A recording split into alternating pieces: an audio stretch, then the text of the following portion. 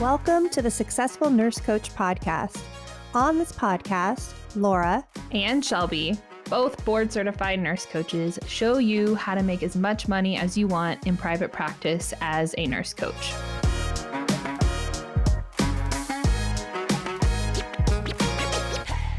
Hello, everybody, and welcome back to the Successful Nurse Coach podcast. It is Laura and Shelby here with you both today, and I'm excited about this episode because I just wrapped up a mentorship call this morning and was taking secret notes, which is not something I do very often on mentorship calls, but it was giving me a lot of ideas on what to bring you for an episode today. And we have a lot to say on this topic, so we're going to do our best to try to keep it concise. But we wanted to bring this dynamic, this thought, this duality that we find ourselves in as business owners, especially in the new phases of business, of like, what does it mean to give yourself grace through this very challenging process? We've talked endlessly and for hours about how challenging opening your own business can be, and then having a lot of grace for that process, and also like, where's the line and how do we hold ourselves accountable to the bigger vision as well, despite life events, despite it getting crazy with kids back to school, all the reasons that we come up with on why to delay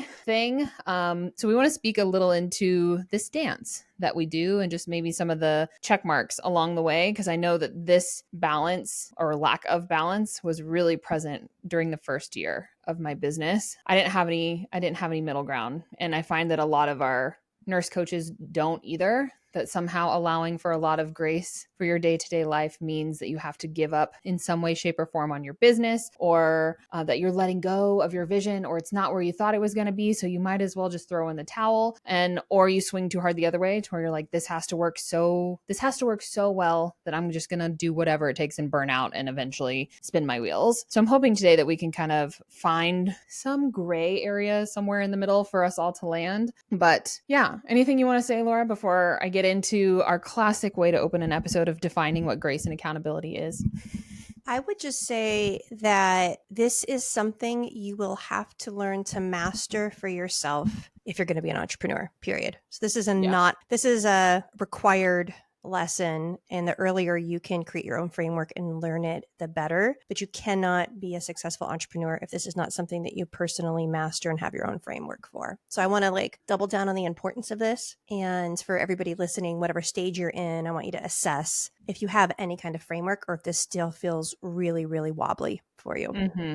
Yeah, for sure. And I guess we can also say at the top here that this is so nuanced and impossible to give blanket advice. So I kind of want to provide a little check-in points and framework for you guys to reflect and define for yourself, because each of you are unique and your home life is individual to you. It's impossible to give you a protocol here, but we hope to even human design, personality, birth order, whether you have kids or don't have kids, there's no way. You are the only person who really knows what it's like to live inside of your body and in your life. And so we're going to give lots of examples, and you're going to hopefully find a place to make sense of it for yourself through this episode. For sure. Okay, well, let's start easy, and we'll define grace in the context of entrepreneurship, and we'll also define accountability. So grace is the ability to be kind to yourself when things don't go as planned, aka the rest of your life, if you choose to be a small business owner,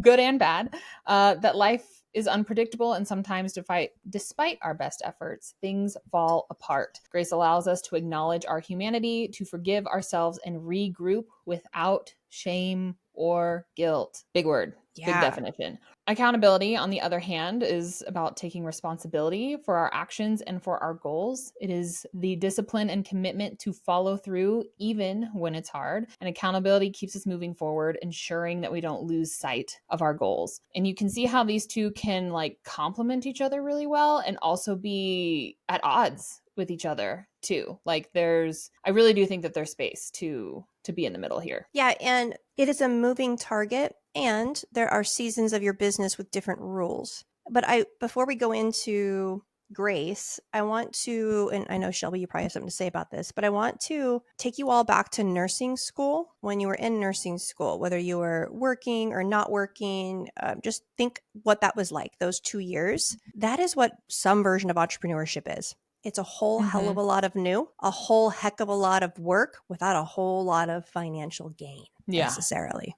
Yeah. Yeah. I remember being in nursing school and just like getting my syllabus for the first time and realizing that I was going to have like 4 exams every week. And I am a nervous test taker. And I was just like, I don't know how I'm going to do this. Like, I really don't know how I'm going to survive 2 years of this. I mean, not to spoil the ending for you, obviously I figured it out, but this is, I mean, like in a similar sense that we are challenged often in nursing schools. I mean, this is same game, different flavor here in entrepreneur land. And I think a big mindset shift is that with nursing school, I was committed, right? Unless I failed out or was told not to come back, like I was just going to see it through to the end. And in entrepreneurship, no one's watching. You can quit at any time and kind of nobody's going to know about it. No one's going to call you and ask you where you've been at class. So there's more accountability needed here to follow through. Well, and in nursing school, everybody's thinks it's so awesome. They expect it to be hard. They all see the value in it. So your family, your friends, everybody's like, rah, yes, get some sleep. Oh, don't worry. You don't have to come to the thing. I know you have finals. And conversely, in entrepreneurship, we have partners that are like, well, why can't you pick up the kids? Or why can't you pick up the house? Or you have all this time. And so I want to, in some ways, it's a lot harder, but there are tests every single week. There are exams. There are all these challenges and skills that you're learning, that you're needing to learn along the way. And I'm going to even say that part of our responsibility with deciding if we should give ourselves grace or if we need more accountability is letting our partners and family and friends know what this is, setting the context for what you're doing, setting it up like you're in nursing school, lowering the expectations of what you're going to be participating in, the extras, the extracurriculars, like your house might not be as clean for those first 2 years, like lowering expectations everywhere else. Because once you do that, you already have given yourself so much grace. Like the grace problem almost is solved. You know? Yeah. And that's kind of, I mean, I wish that I could just like clear runway for 12 months for every new nurse coach in private practice or even nurse coaches in certification. Like I get the question a lot of like, can I really do this? My life is really full. How do I make this work? And really like the essence of it is like, we just got to like be committed to rolling with the punches here. Right. There's no way that we can predict the next 12 months. We can't predict the next 6 months between illness, family emergencies, kids getting sick. Like there's seasons where it feels like nothing is going right. And yet we have to find like a little sliver of a way to still keep showing up, right? To like be plugged in somehow. And I think that whenever we're too rigid of like, well, I didn't have 6 hours of pure alone time this week, so therefore I couldn't get anything done. It's like, okay, well, did you have 60 minutes of alone time where we could have gotten something done, right? Like that to me is also grace as well, as like taking the idyllic perfectionism off the table and like, can we just show up for like what's true and real here? Because that's what we got. We can spend time wishing it looked different, but or we can work with the dynamic that we have. And then of course, on the flip side of this is like becoming, I had a client today who I'll share a little bit more of what was going on, but she was saying that she was frustrated. Like she was frustrated at her lack of perceived progress. And that she's like, I really feel like I'm doing the best that I can, but I'm just still frustrated that this isn't what I thought it was going to be. And I told her, I was like, I'm glad that you're frustrated because that means you still care. Right. And like we still have energy to pour in here if you're frustrated versus becoming too lenient to where we like just let it like fall through our hands like sand. So if you are listening to this and you're feeling frustrated, good.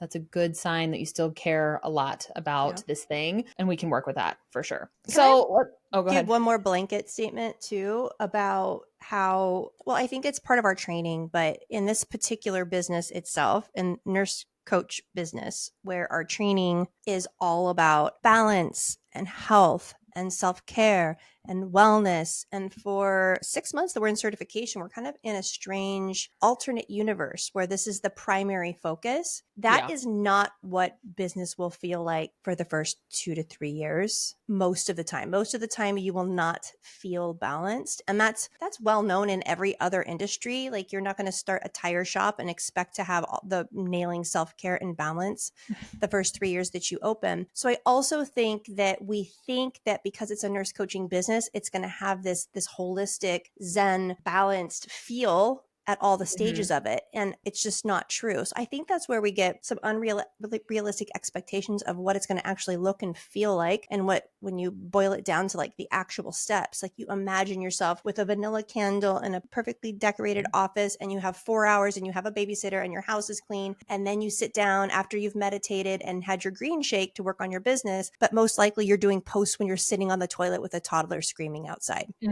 Yeah, 100%. 100%.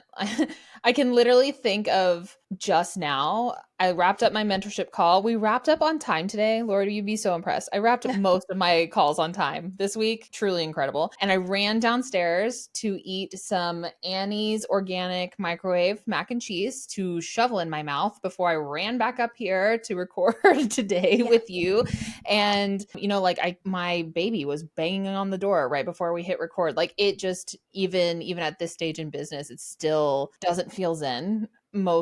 There are times, and I have a lot of time carved out for our business, but it's still chaotic. Like it's still, there's still life happening on the other side of the door. So the point being, like every nurse knows what it's like to work hard. We know what it's like to work in a chaotic environment. Like that's not really like new for anybody else, but also the difference is that most nurse coaches really love working on their business. So like when they can't, or when things go differently, like it's a big bummer, right? This is a big passion project. And I would say that the difference there is like, kind of like using your example of the tire shop of like, yeah, getting a tire shop for me off the ground, that would suck because I don't care about tires at all. You know, like that hard would feel even harder because I don't care about tires per se, but I'm willing to work hard and be a little out of balance for a temporary season in my life because this is something that I really care about and want to plant seeds for long term. Like this is where you want to pour in a lot of energy. So when we can't, or when it looks different than we thought it was going to be, like the just potential for frustration is like through the roof here. Too.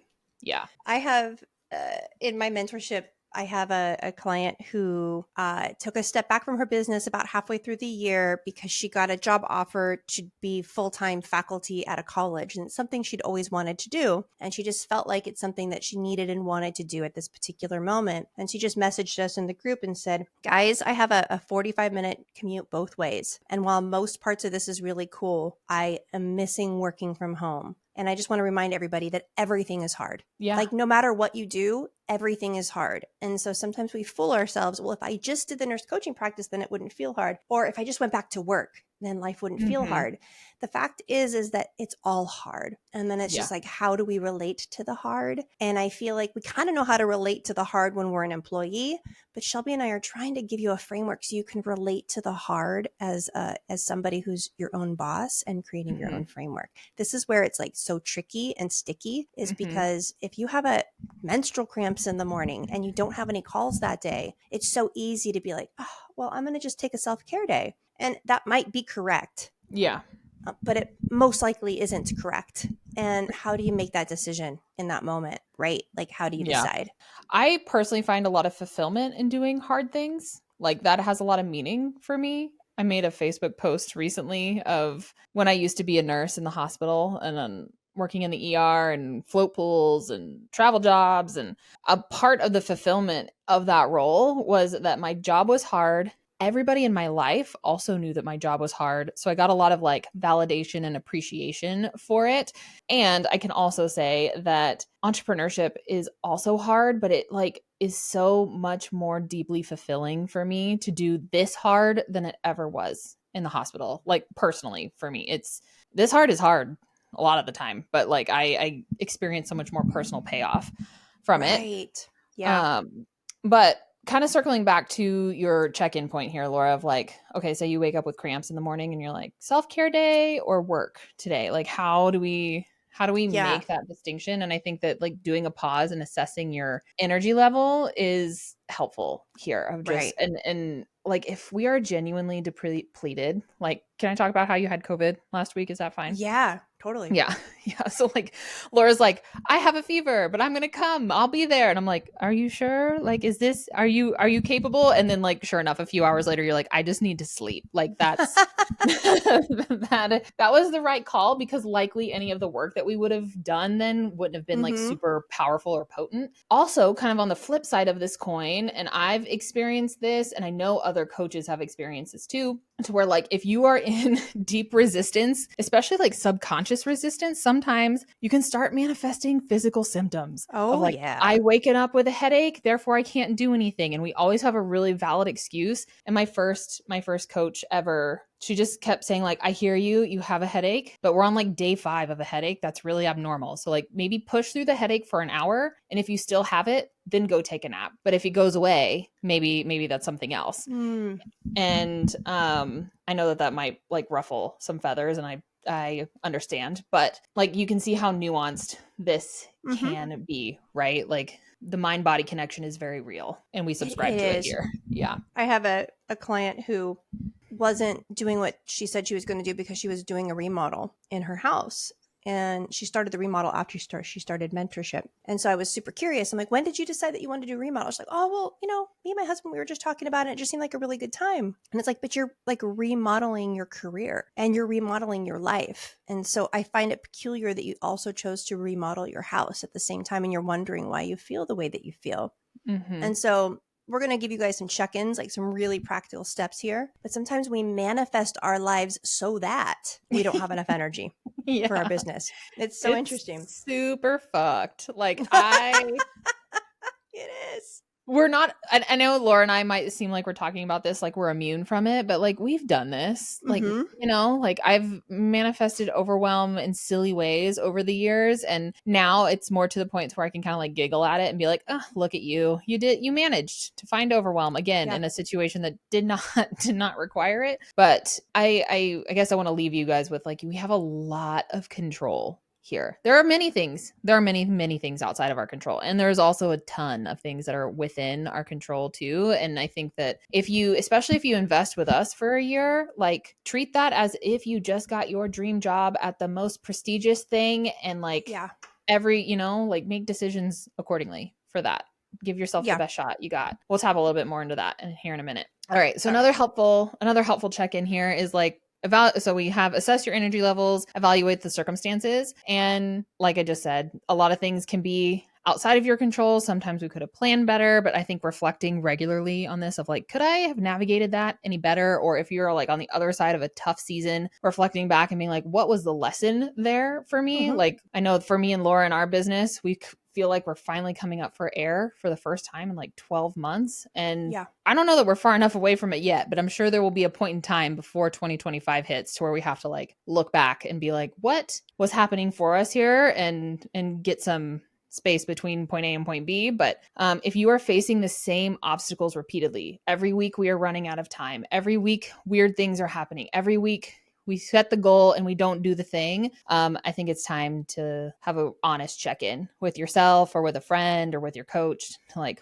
why is Right. history repeating itself so predictably? Once you consistently let yourself down and let your coach down, then your threshold for that being accountability will go away. So like if Oh a yeah. client's let themselves down and they think they've let me down 5 times, then the fear of letting themselves down or letting me down, it doesn't work anymore. And Yep. so there's this sweet spot in treating this like you're clocking in and clocking out, like treating this energetically. Like it is a big deal to miss work, to call out sick. It is a big deal to show up to work late when you're working for another person. Yeah. And every time you clock in for another person, by the way, you're making them money. And what we're showing you how to do here in private practice, we're showing you how to clock in to make yourself money, more money with less time. Like that is the goal. So when you evaluate your circumstances, a lot of nurse coaches will subconsciously take on more responsibility in the household because they feel guilty because they're not making money their first week in private practice with their partner. Right. And so they start doing all these extra things without like the context being set. Yeah. And that can be really helpful to evaluate with your coach, with yourself, because that might be what's actually happening.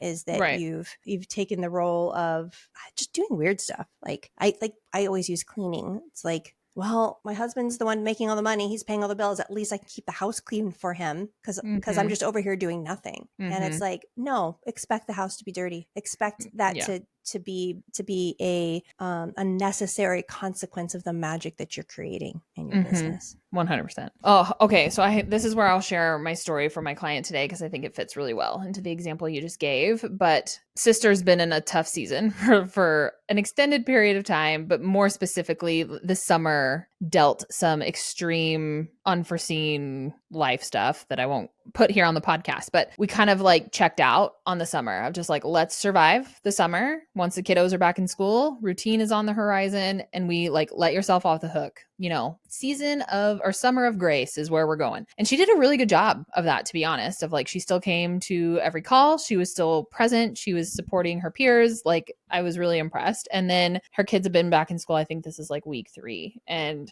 she hopped on the call a little early. So her and I were just chit chatting and I was like, how are things? And she goes, oh, like still unpredictable, essentially. Like, you know, they're navigating a new school system. And then her son was unexpectedly home today. And she was like, it's just always something. And like, I don't know how to do it differently. Like she works on the weekends. Her husband works during the week and she's like full-time momming during the week. And so we're kind of pulling on that thread together. And she was like, I experience so much less shame and so much less guilt than I used to whenever things go differently than I have planned. She's like, however, how do I have grace for myself and still keep myself accountable? Like, that was a question she asked herself. And I was like, that's a really delicate question. Like, what do you think? And we continued pulling on it. And at the end, I was, you know, we kind of didn't get too much farther, but I asked her, I was like, okay, you are working on the weekends.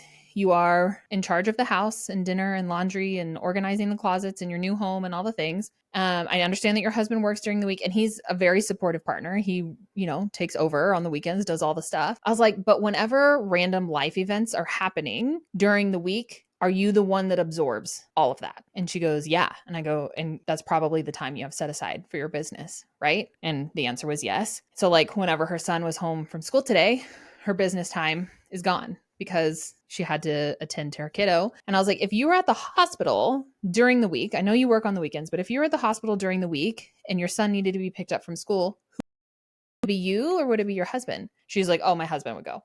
I was like, yeah, that's a piece of this right here. Like, if you are constantly the flexible one, which is such a gift in entrepreneurship that we get to have that flexibility. But if you are the only partner in a relationship that is absorbing the extra, it's really easy to throw your business to the side and like show up for your family. Right. And there's a bunch of like very specific circumstances that this advice won't apply to. But I was like, is there any space for that dynamic to be different? Like, can some of the time your husband be the one that comes off work so that you have time, you have actual time to pour into your practice here? Because if we don't have the time, nothing changes. Yeah. And so I think that especially in the beginning, it's so easy to not have a lot invested in your business, right? Yeah. Especially if you have young kids, like all the things. But if you were working at the hospital, you just couldn't leave, you know, like if you were at the clinic, you would have to arrange someone to like step in for you or call a friend or something so that you could go home and take care of the stuff. And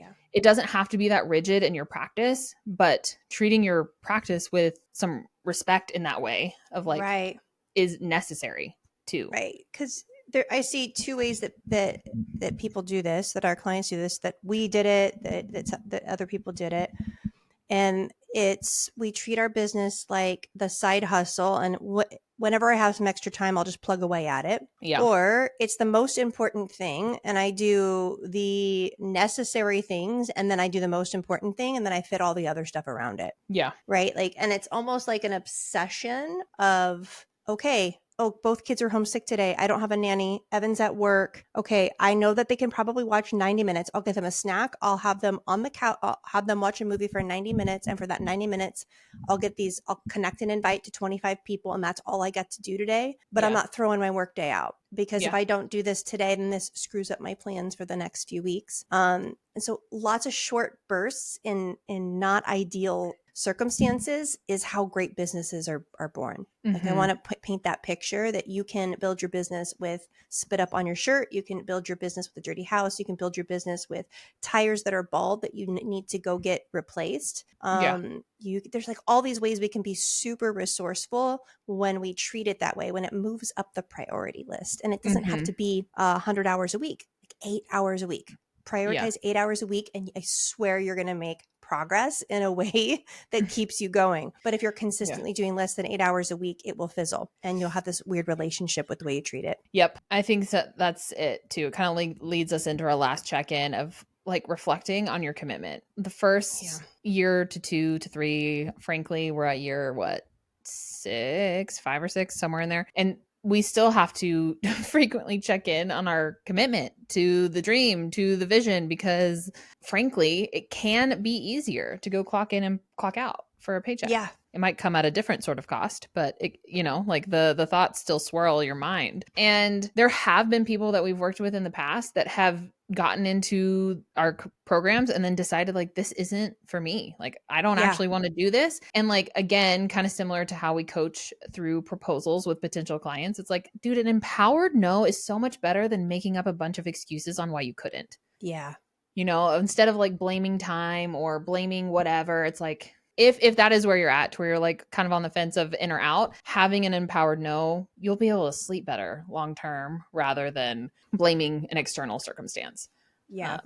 Yeah. And often it leads to a totally different life path that's way better anyway, whether it be like a new role or a new job. Like we have so many great stories of that. So they're all success stories. I think what isn't a success story is when you're like, oh, I tried, but it was too hard. And so I quit. And if that's your story, then it will never feel good. It'll just never feel good. And it would be better to give it a try. And at some point go, you know what? I have been doing, just like Laura and Shelby said, the 8 hours per week. My house is a mess. I'm not enjoying this. I'm wanting to take a very conscious break, or I'm going to quit and I'm going to pivot and I'm going to focus my life and even my coaching in a different direction. And so like going back to your client, like the grace and accountability, you don't want to have to hold yourself accountable for a vision that isn't it. Right. But if it is it, there's like no other way you can do it. Right. This particular client too, she's been through like hell and back. Like she's not a new nurse coach. She's hung on to this dream, to this vision for years. Right.